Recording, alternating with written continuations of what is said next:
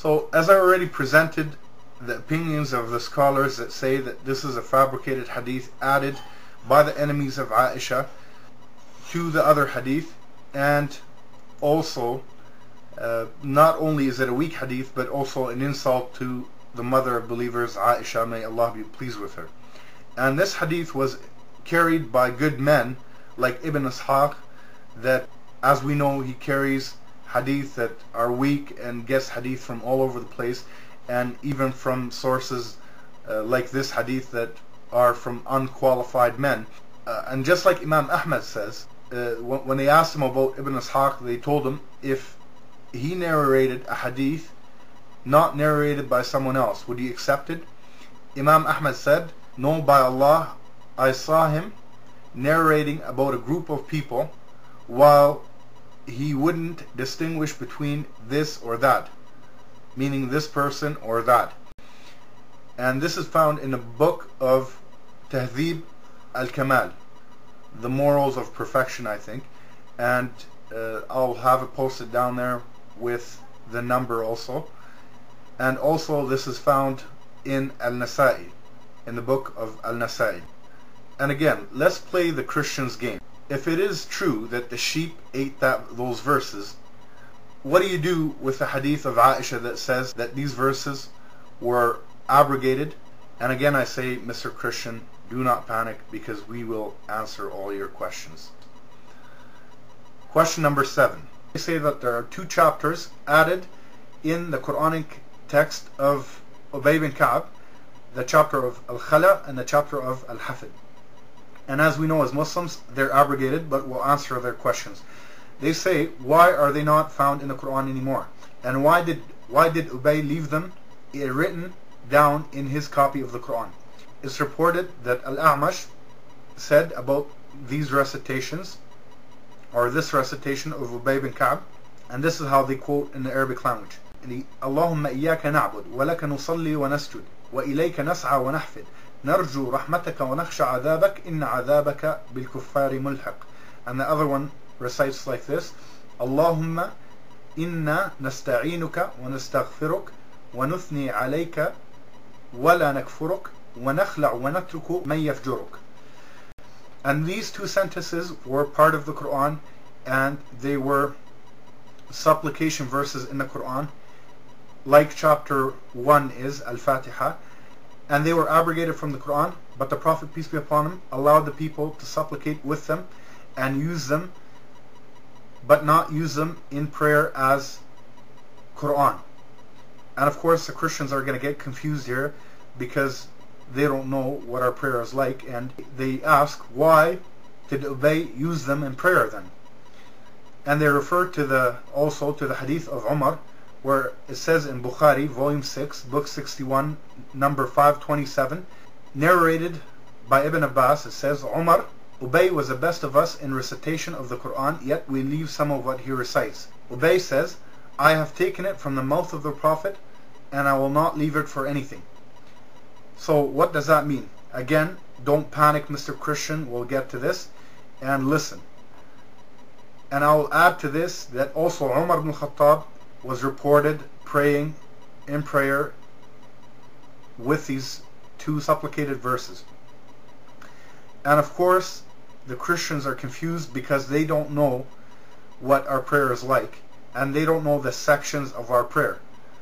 And of course a Muslim would know what qunut is, and it's reported by Umar ibn Khattab that he used to make qunut in prayer, meaning supplication, using those 2 verses after ruku'. Ubay also is reported to have done the same thing, use these 2 verses in qunut in prayer after ruku'. And I ask a Christian, since they're so smart and they know so much about Islam, I ask these Christians, tell me what is qunut. And since I know that you won't know, I will explain to you. Qunut in prayer means supplication, and it's mostly done after a person raises up from ruku', from the position of ruku', which is bowing. And people, after they raise, they supplicate either with their own words, or they supplicate with what the Prophet, peace be upon him, supplicated with, or what was abrogated from the Quran. and is a supplication verse, just like Umar did and Ubay did, and a lot of Muslims still do, like the Imam of Mecca would do. And I'll try to quote this and put this in the video. If I can find that video where he does that, I'll put it in the video here so you can see it. سمع الله لمن حمده ربنا ولك الحمد.